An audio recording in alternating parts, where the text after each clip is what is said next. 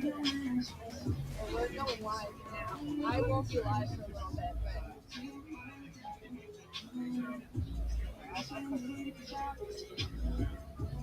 only some of those.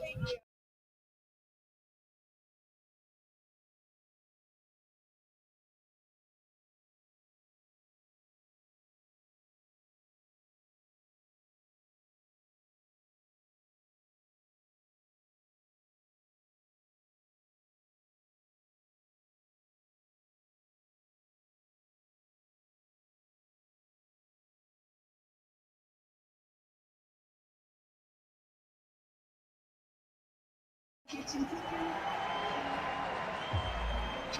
5, touchdown, Penn State. The Nittany Lions in overtime win it.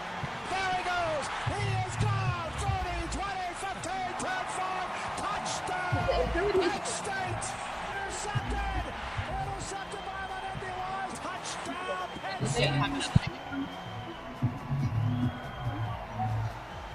Here we are, West Shore home field at Beaver Stadium. The rain is falling at the moment. Penn State and FIU today, week number 2 of the college football season. The Modelo Penn State football pregame show coming your way. Brian Tripp, Christian Hackenberg, Jason Kabinda, our cast back. Welcome on in. Penn State 1-0, FIU 1-0. The second all-time meeting between these two teams. Penn State coming off an impressive week number 1 win. And today, they'll battle the raindrops and continue here to ramp up in this 2025 season. Great to see the fellas again. Christian, great to be here. Tripp, fired up to be back. Had a great opener with weather, and you know, we're talking about weather. It might be one of the biggest talking points of this show heading in here, but we're fired up to be here. I think this Penn State team did a really good job setting the tone. This is another great opportunity for them to continue that momentum. Yeah, no doubt. I mean, I thought, you know, they played clean and crisp last week. I thought they looked like a really, you know, a veteran-led team, and they had poise and they had maturity. You know, they didn't come out sluggish, which we've seen out of some of these out-of-conference games, you know, in the past. And I think that's just a testament to, you know, Coach Franklin, the preparation, the mentality that they have this year, and it's showing early. Yeah, a very mature group. We'll talk about that coming up here on the show. We'll also wear our meteorology hats, right? We're Penn Staters, 3 Penn Staters. So we're gonna talk about that as well. Here is what is coming up on the pregame show today. We will hear from Penn State offensive coordinator Andy Kotelnicki after an impressive week 1 performance. Talk about Denai Dennis-Sutton, who was dominant in week number 1, coming off the end, and then an exclusive soundbite from head coach James Franklin leading into kickoff today here against FIU. But we're talking about week number 1, Nevada 46-11, and a team that came out and set the tone right off the bat, right? That's the biggest thing. They played a really clean game in week number 1 and looked the part of a mature number 2 ranked football team. Yeah, we talked about it. I think you have 2 options how to kick off the season. You go out and you schedule a test and you play on national TV like Texas and Ohio State, or you kind of take the approach that we've taken where we're going to get some games that we're obviously going to be heavily favored.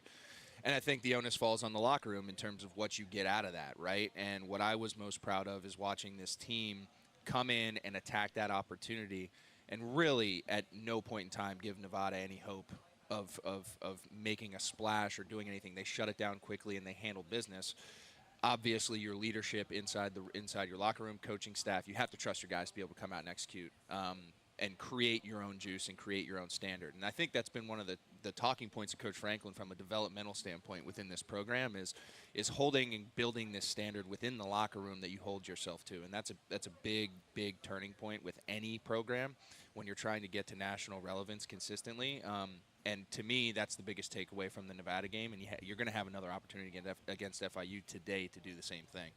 Hey, you know, I was in the weight room yesterday, you know, getting a good lift in. I get a chance to run into some of these guys, and I got a chance to speak to Zakee Wheatley, you know, yesterday, and I was just telling him, you know, every single rep matters. You know, he was asking me some questions about leadership, how he felt like, you know, they can improve. And I just told him, man, just keep the same mentality you guys have right now. Every rep matters. Every false step matters. Every little technique issue matters. It may not matter against Nevada. It may not matter against the FIU, but that Oregon game is coming. And in those games where it's good on good, that's when that little step, that wrong read, that little thing that maybe in this type of game you can overcome, and that game you won't. So make sure you just keep those guys locked in and focused on every little detail. And the absolute best teams who treat the littlest details like they are everything are the best teams. So a turnover-free football game, very few penalties, and really that's what you want to see. And then 73 players got those valuable reps that you're talking about. There it is, week number 1, a 46-11 final score for Penn State. Drew Aller, 22 of 26, 217 yards and a touchdown, and just a clean game like we're talking about. Penn State +3 in the turnover margin, 7 for 7 in the red zone, 4 field goals. You'd like to see a few more touchdowns, but overall, that's what you're hoping to see in a week number 1. Yeah, Jason, I thought you brought up a great point about the little details consistently mattering, and when you get to those bigger games, everybody's going to get up for those games. Yep. Everybody, both sides of the ball, your opponent for the Oregon games, but I truly do think the test is how can you get up for these types of games, right, where at the end of the day, Penn State could have gone out and out-athleted Nevada for 4 quarters and probably had the same result. But to your point, Tripp, you look at the numbers and the way everything shook out, extremely clean, extremely concise, and very purposeful, right? And I think that's a big word to use in terms of the overall performance. Is it was extremely purposeful. There's some things that they obviously need to clean up. We're going to get into some of that here down at the latter half of the show. But when you look at it, just broad stroke, big picture. It looked like a team that had bigger aspirations and weren't just checking a box. They were beginning to set a standard and a clear path to where they want to be in January, not September. Jason, we were talking about that, batting it around a little bit before the show. In college, you don't have a scrimmage. There is no preseason. NFL today, for many of the guys that are going to get the significant reps, there's no preseason. Yeah. So how do you handle that as a player, and how valuable is a week 1 like that where, look, you still got to go out and win the football game, right, but you get a chance to do some things, show some things, and that then sets the tone the rest of the way like Hack's talking about. Yeah, I mean, I think it's an interesting conversation to have because it depends on the type of team that you have. Are you a senior-led team like we have, or are you a really young team? If you're a young team, maybe you want to get them more reps. You want to do the scrimmages. You want to do those stuff early and maybe risk some injuries or some dings and bruises early, as opposed to having a more senior-led team who's been there and done that and knows, and you can trust that they're going to approach every single snap the right way when it's time to turn it up. And, you know, with this type of team that we have right now, senior guys, older guys who have been there, who have done that, I think Franklin really has those trust in those guys that they're going to show up when it's really time to turn it up a notch.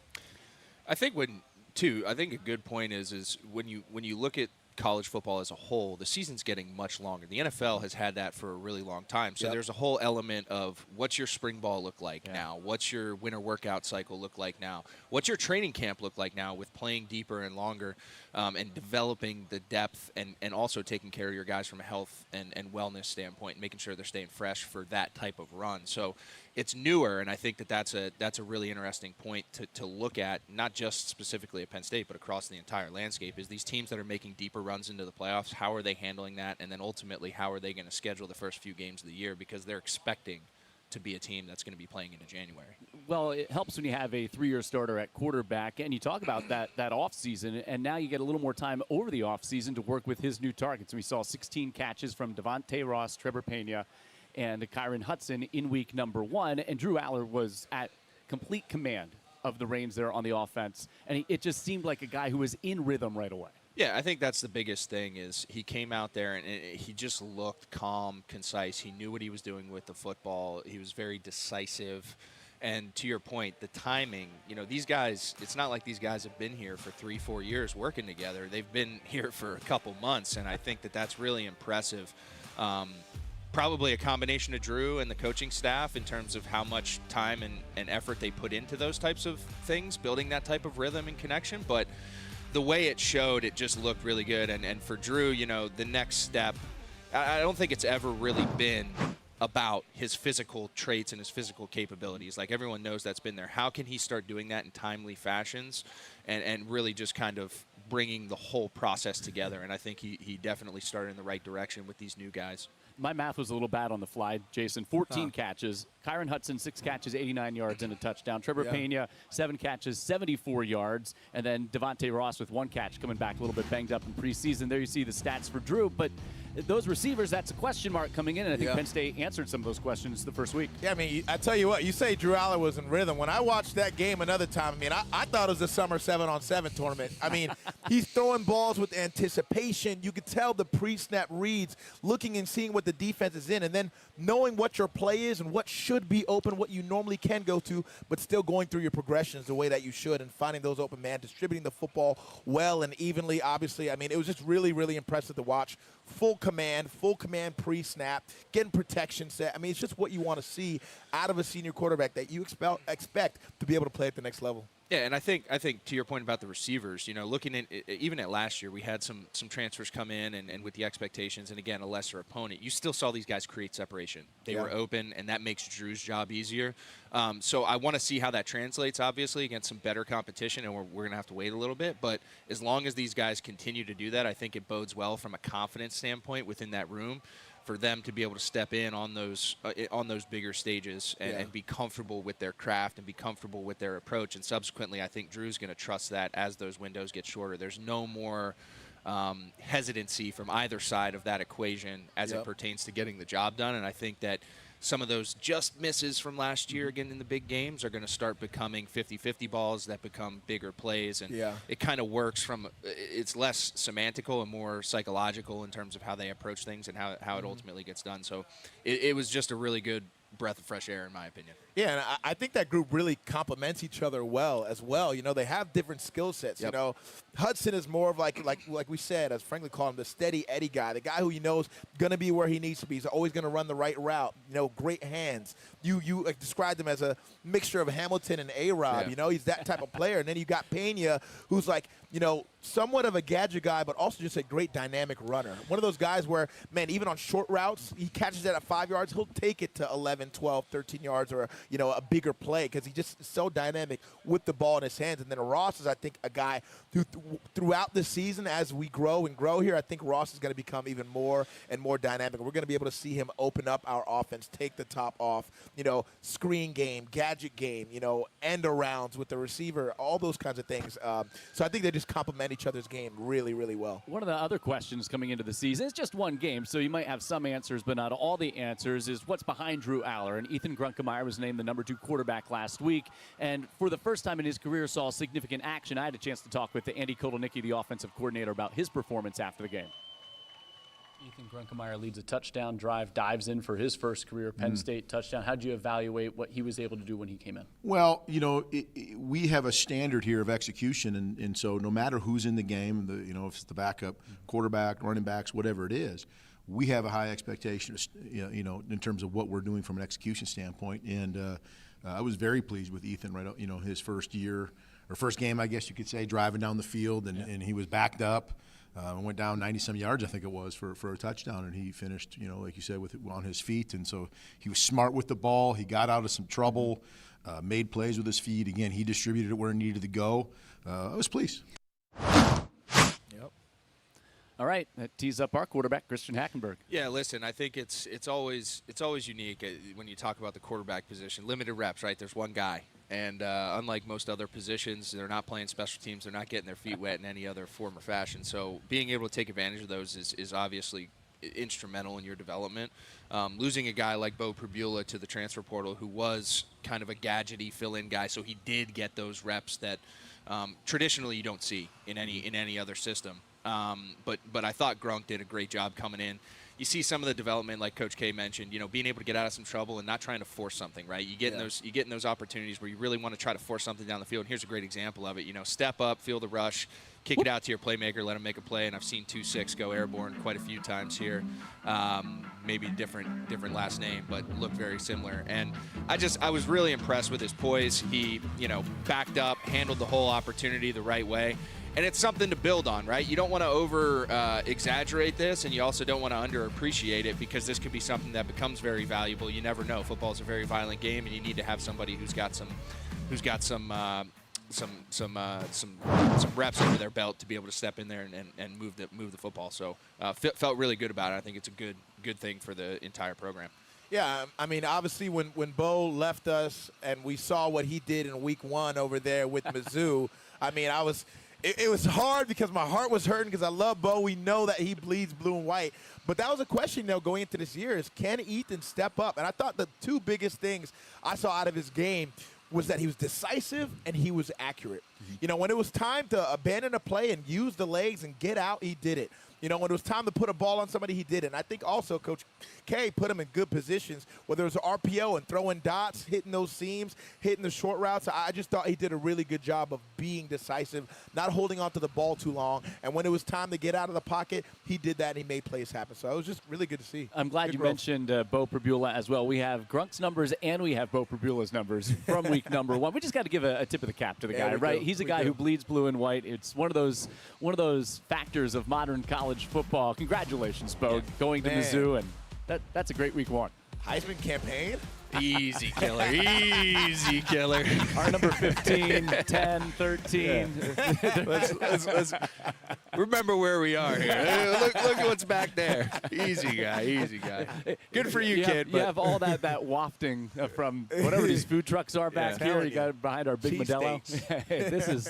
It's not the nicest day for college football. But our Kaylee Tallman, the 4th member of our team inside Beaver Stadium, all offense so far. We can't forget about that defense and a great performance from Denai Dennis Sutton in week number 1. Kaylee's battling the raindrops, and she has more on the excellent performance from DDS against Nevada.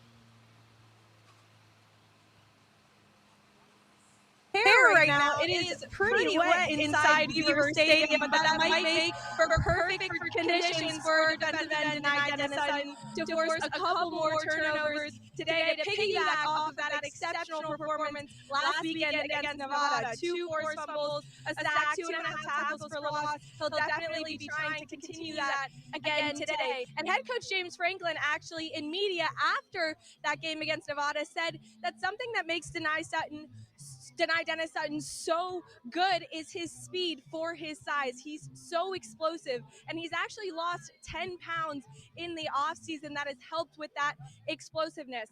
But he hasn't only been working on that this offseason or even in college. His history with his speed goes all the way back to high school when he actually ran track in high school for his high school team. He ran the 100 and the 4x100 relay. And I actually spoke to his track coach, Marcus Wilson, this week, who said that something that made him so explosive was his work that he put in the weight room. And it finally clicked for Denai Dennis Sutton off the blocks when they were able to compare that explosiveness off the blocks to getting out of his stance at defensive end. So I'm sure we will see that speed and that power on display in the game today.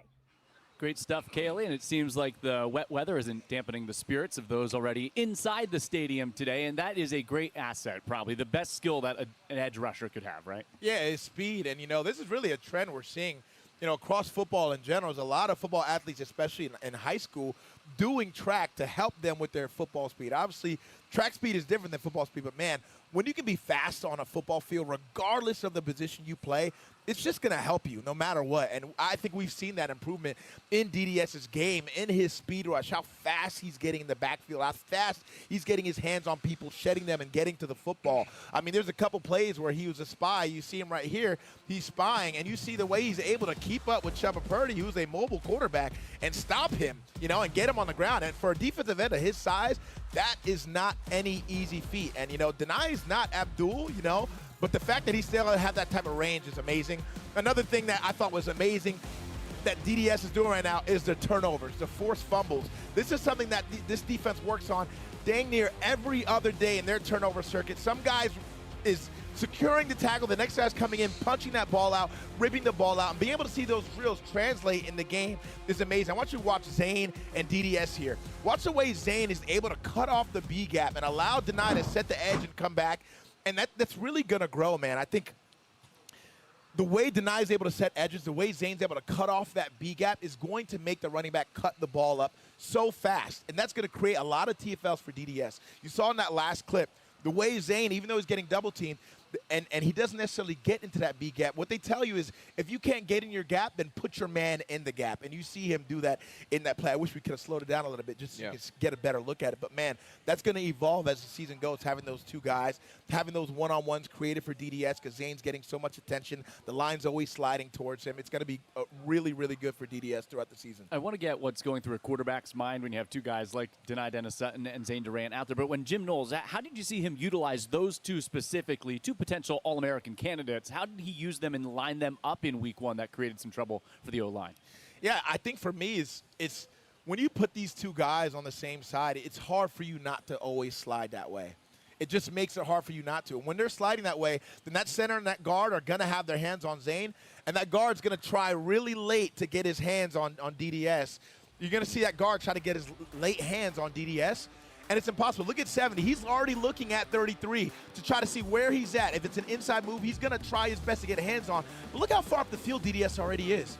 And you got to get hands on Zane, or else he's going to beat your one-on-one. So it's pick your poison, and when you have pick your poison and both guys can win, that's going to create explosive plays. That's going to create disruption. It's going to create turnovers by the defense, and we're seeing that in that clip. And then you got DDS here, just an easy rip move right around this guy. And you see how fast he's attacking that edge, that half man of that tackle, and attacking a half man, getting around him and making a play on the quarterback, going for the ball each and every time. He's being very cognizant of that.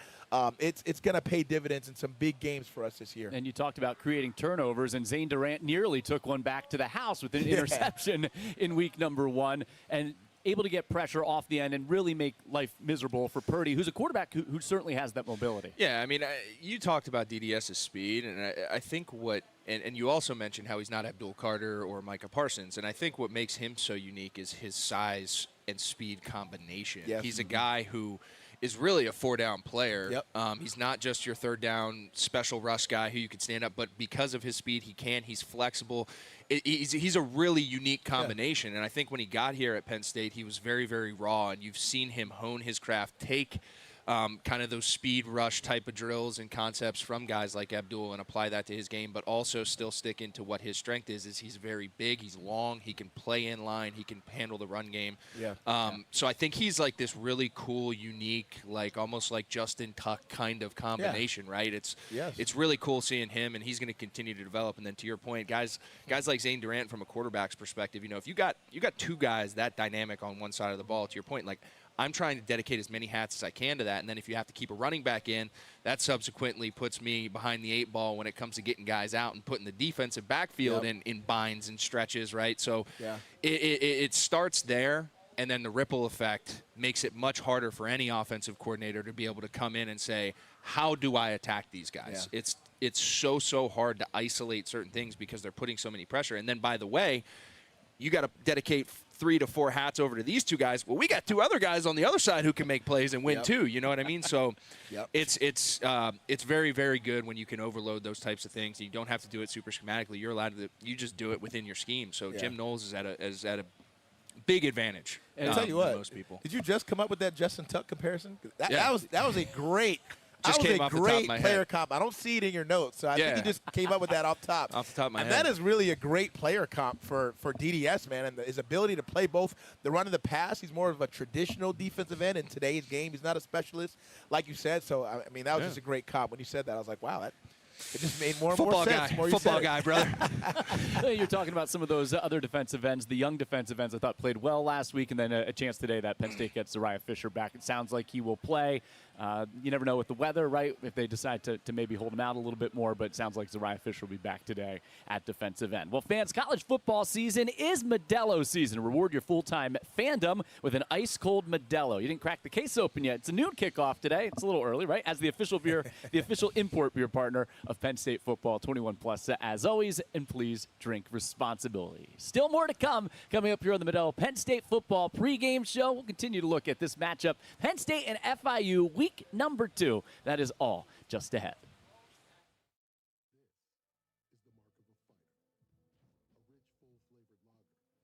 Crisp, refreshing taste. A reward for those with a fighting spirit. You've earned this, so hold it up high. Modelo, the mark of a fighter. We are going for all the marbles next year. You know the history, and you have felt the roar. But now, you can relive it all. I think he was looking for a good meal, an Italian meal. Welcome to the Vault on Roar Plus, where every unforgettable Penn State moment lives forever. If you can get people to believe you're fair, I think that's the whole secret of coaching. From black and white grit to high-def glory, the Vault is your front row seat to the moments that built this tradition and the ones that built you as a fan.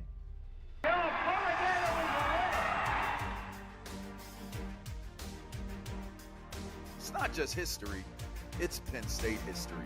And it's all right here at Roar Plus. The roar never stops.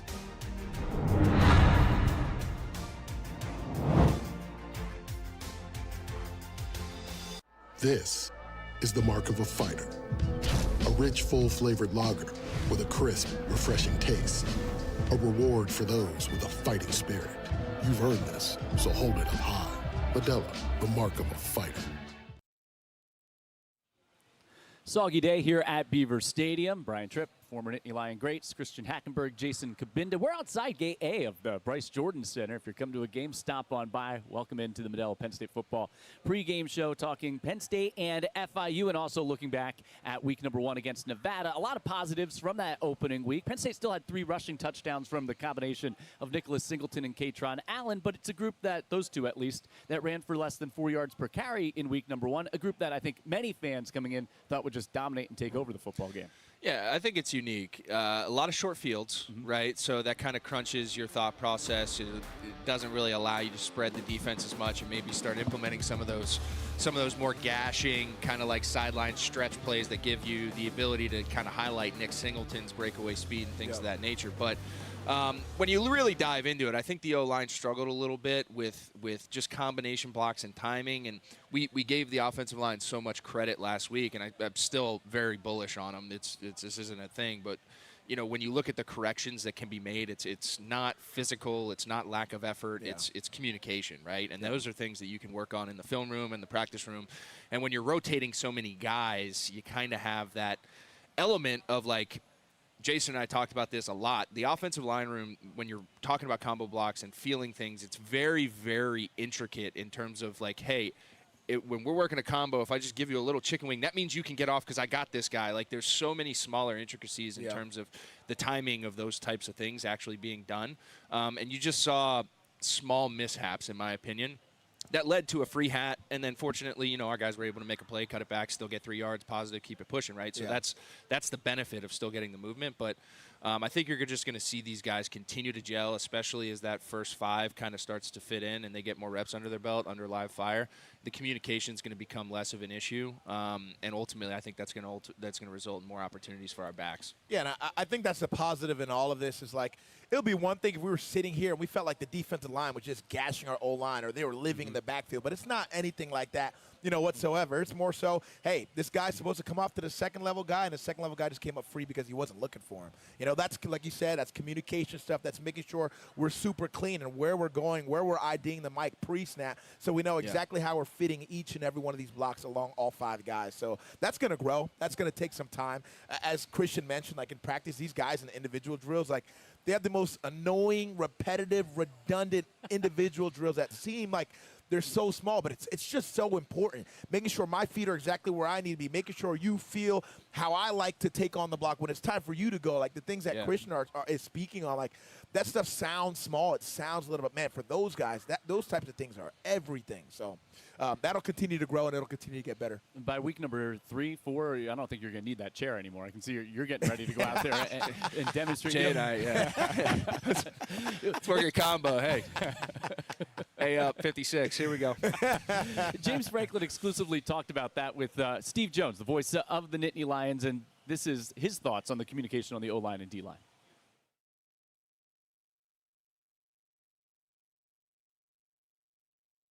Yeah, it was good. It wasn't up to the level that we need it to be. That needs to be a significant step this week with our O-line and tight ends. They did some things that we didn't necessarily practice, so got to get a couple of those things cleaned up.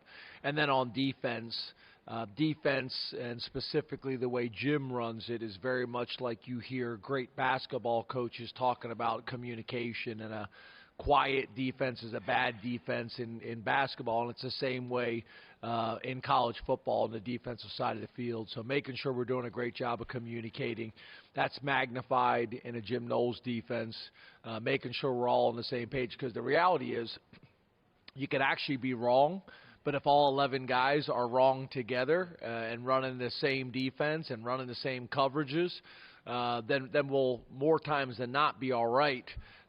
So that communication is going to have to improve, and from game 1 to game 2, we expect it to take a significant step. Were you guys ever wrong on the football field? More times than I can count, brother. Happens. Part of it also is there's a lot of touches to go around, right? We talked about the wide receivers, the new guys getting 14 catches. You have Singleton, 8 carries. Allen, there's a lot of balance on that offense. So I think there's a lot of dynamics at play. And if there's one area that I'd be least concerned about, if you saw a struggle in week 1, I think it would be the running game. Yeah, it's super simple. I mean, it's funny. Like, Jason talks about the Mike ID and getting everybody started, and the point that Coach Franklin made about everybody being wrong but being wrong together is a good thing. Like, my freshman year under Bill O'Brien, I kind of ran the IDs in the Mike game because at the quarterback position, you get a unique perspective of the field. You get to see the secondary. Are they capping somebody? Is there going to be a pressure? Do you have to slide the Mike over that may be a tackle, down in his stance, thinking about it, isn't looking at those types of things. So they get those cleaned up. They get that communication step cleaned up. It's just they were close to ripping a couple off, doing it, the wrong haphazardly last year or last week. I think it's just as that gets cleaned up, you start getting hats on hats, especially in the second level. We'll see how much of Katron's offseason shaving really pays off when he catches an edge, and obviously we know what Nick can do. So I'm excited about both of those guys. How did those conversations go when you were wrong under Bill O'Brien?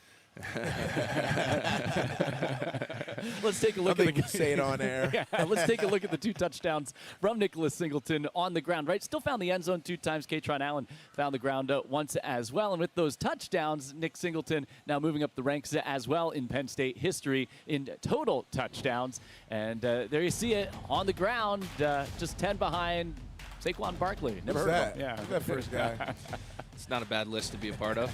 No, that's the all-time rushing receiving touchdown leaders. And then if you flip the page, and this is not including active players, Drew Aller would be on there. Nick Singleton climbing the list, but I see one more touchdown responsible for our guy, Christian Hackenberg, than even Saquon Barkley. Yeah, you see a hack? You throw Drew on there, Say gets bumped off the list, not me. See a hack? And that does include receiving touchdowns. Got one of them. From Nick Wiggle Scott.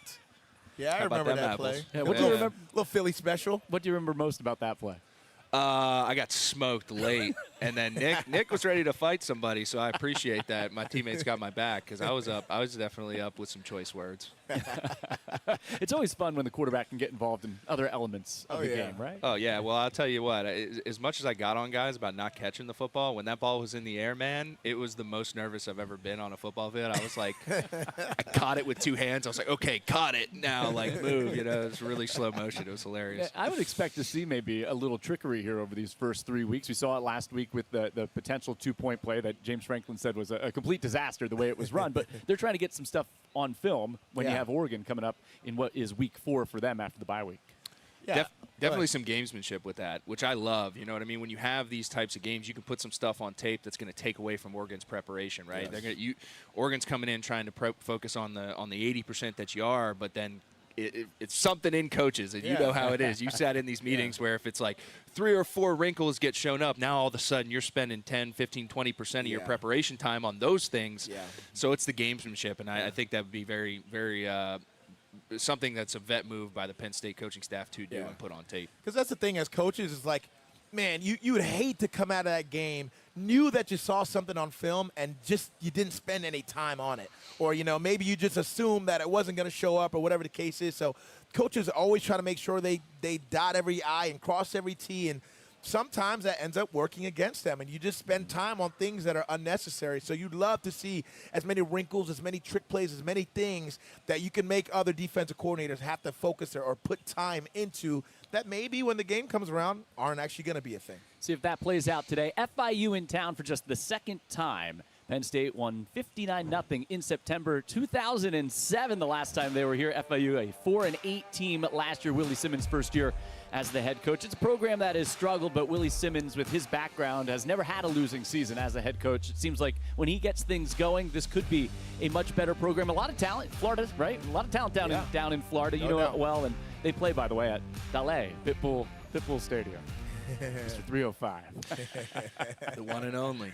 Yeah, you mentioned about just the talent pool. I mean, we're pulling kids from Florida. It's a breeding ground, right? And there's a lot of competition within the state, obviously, in terms of institutions, not just the ones that you think of. So there's ample opportunity to pluck some guys. So without a doubt, you don't have to go far to put a roster together that can be competitive. And it's that read option, the RPO game with Jenkins, their quarterback today, and Penn State gets a different look. You had a mobile quarterback in Purdy last week, but Jenkins and what this run game can do, and they spread the ball around in week 1, right? It's just another thing for this defense under Jim Knowles to get a look at a different scheme in week 2. Yeah, I mean, I think they have a ton of good skill players, you know, and that's probably the biggest difference when you talk about the big-time 1A schools and the smaller ones. Is the skill level is, from a skill position standpoint, normally isn't too far off. It's really the trenches that makes the biggest difference because it's just hard to find big-bodied, athletic guys for that many schools, you know. So that's probably going to be the biggest difference. But like you said, their skill positions, their quarterback, he's solid. You know, they're going to be able to go out there, you know, and make some plays. It'll be on us, you know, to go out there and defend it. But I think that's great work for us, especially with Jim, to see different schemes, to see read option. We have plenty of, you know, dual threat quarterbacks. Washington's quarterback, Oregon's quarterback. They're guys who can move around and run. So it'll be great to get those reps for our defense today. I'm glad you mentioned Oregon. We know Penn State has Nevada, FIU, and then Villanova next week in a bye going into the Oregon game. Well, the Ducks, not that they're looking ahead, but we can look ahead. Montana State, Oklahoma State. So there are some Power 4 schools on there. Not all that good, but there are some Power 4 schools on there, and then they don't have the bye going into Penn State in week number 5. Yeah, I think, Jason, you brought up a great point. You know, I think looking at today's game against FIU, and there's going to be a different level of attention to detail from our defensive line in terms of gap soundness, and that will apply to these types of matchups. And then to your point, Trip, here with Oregon, you know, we do have a significant advantage with the bye week, being able to come in, and also the way our schedule plays out. And like you said, might not be the best competition from a Power 5 standpoint, but they still got to beat Mike Gundy in the mullet this week, and that guy's been known to come in and shock some people and take down some giants, especially with the big spread on him. You know, who knows? He might have a little chip on his shoulder. The boys might be ready to rally and make some noise, so we'll see what happens. The rain's still falling here outside Beaver Stadium. Let's go back inside and check in with Kaylee Tallman, who has one last look at the weather as we get closer to the end of our show here, and fans are starting to file into the stadium here this morning. Thanks, Brian. It is starting to get a little crowded down here on the sideline with everyone getting ready for game time. As for a weather update, I don't have a whole lot to update you on, but it has cleared up a little bit inside Beaver Stadium here. It was downpouring earlier on. Now it's just a little bit of a light drizzle, and hopefully that continues to clear up closer to game time. But that definitely has not deterred any spirits down here. If you can hear behind me, fans are coming in and getting set to go. We actually just had head coach James Franklin doing some media over to my right and doing his walk around the stadium as well. So lots of smiles and lots of ponchos down here in Beaver Stadium today. All right, good stuff there, Kaylee. Don't worry, the three of us, we have our apps out, and it looks like 11:15. The rain should move on out of here. It should be dry for kickoff today, and Penn State has not had a lot of opportunities to work with wet weather during the course of preseason camp because it's been so dry here in State College in August and early September. And look, maybe a little damp field. It's another one of those experiences you could put under your belt. Is that a stretch, or is there something there? I think there's I think there's a legitimate element to that.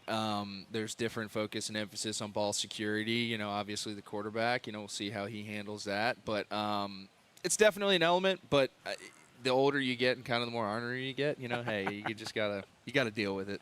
Yeah, but it's definitely something to deal with. No doubt. I mean, you know, as a quarterback, throwing that ball when it's wet, the center sometimes is rubbing that ball in the ground when he shouldn't be.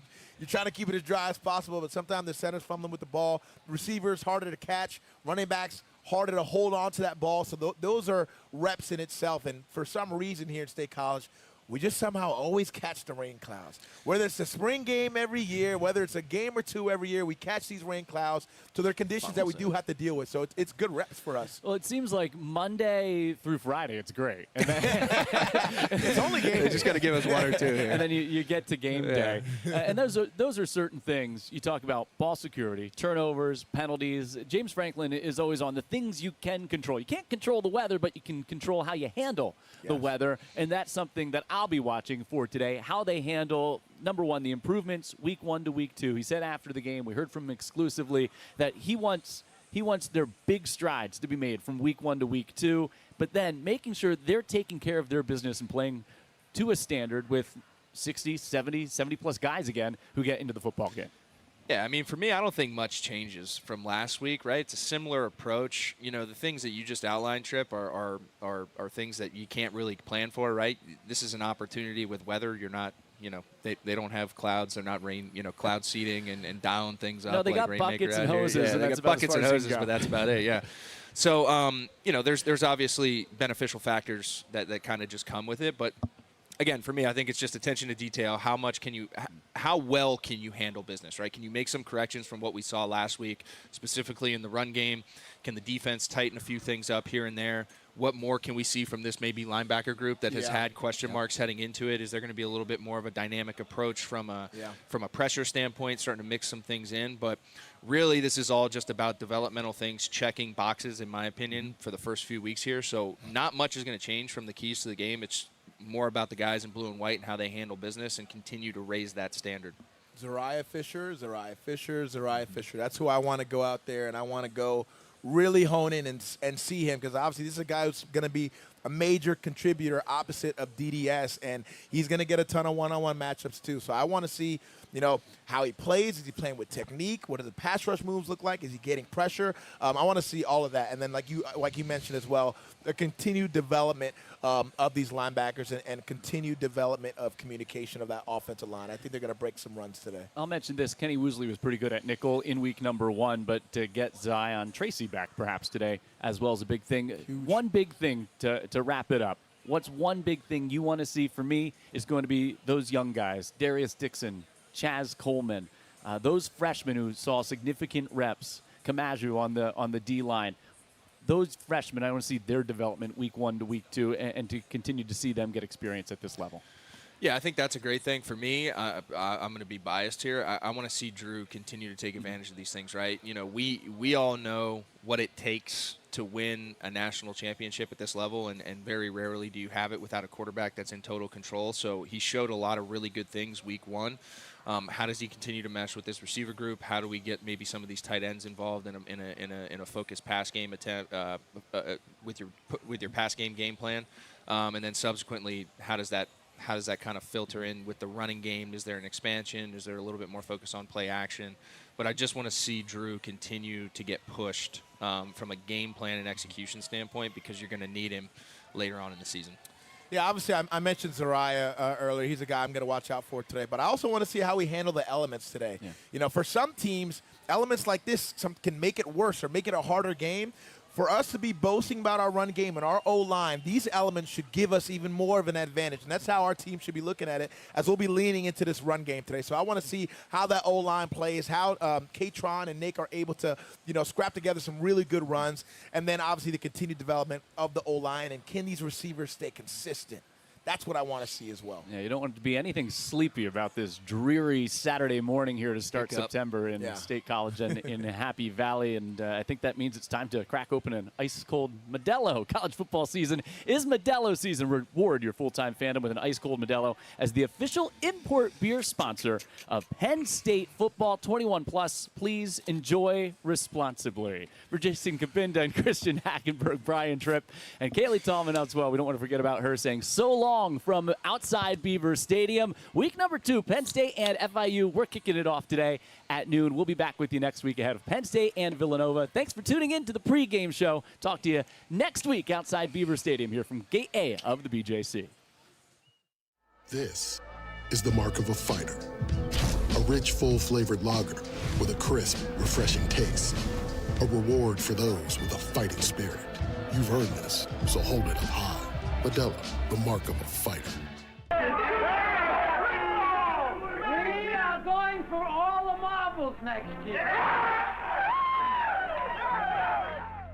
You know the history, and you have felt the roar. But now, you can relive it all. I think he was looking for a good meal, Italian meal. Welcome to the Vault on Roar Plus, where every unforgettable Penn State moment lives forever. If you can get people to believe you're fair, I think that's the whole secret of coaching. From black and white grit to high-def glory, the Vault is your front row seat to the moments that built this tradition and the ones that built you as a fan.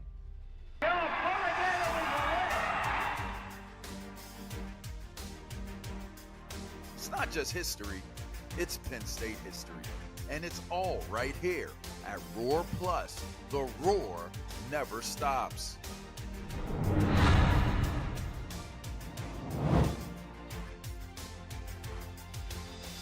This is the mark of a fighter. A rich, full-flavored lager with a crisp, refreshing taste. A reward for those with a fighting spirit. You've earned this, so hold it up high. Modelo, the mark of a fighter.